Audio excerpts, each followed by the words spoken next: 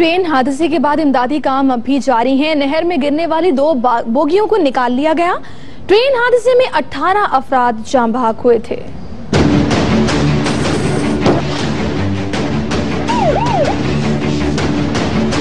गाड़ी हिली है, उसके बाद मैं पानी में निकला। छनावा ट्रेन हादसे में रेस्क्यू ऑपरेशन तीसरे रोज भी जारी है। पाक फौज और रेस्क्यू एहलकार इमदादी कामों में मसरूफ हैं।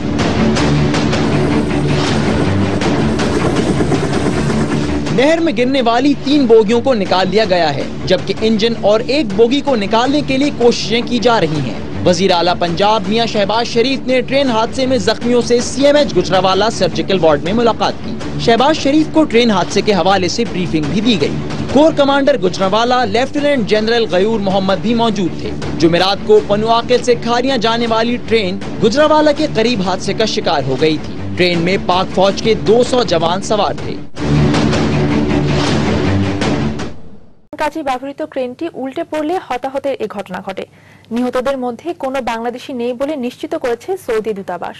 তবে আহতদের মধ্যে 40 জন বাংলাদেশি রয়েছেন এবং তারা সবাই আশঙ্কামুক্ত বলে গণমাধ্যমকে জানিয়েছেন সৌদি আরবে নিযুক্ত বাংলাদেশের রাষ্ট্রদূত গোলাম মসি।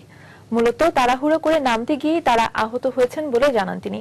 আহতদের মধ্যে 6 জনের বাড়ি শরীয়তপুরে। বাংলাদেশিদের সম্পর্কে আরো খোঁজ নিচ্ছে দূতাবাস।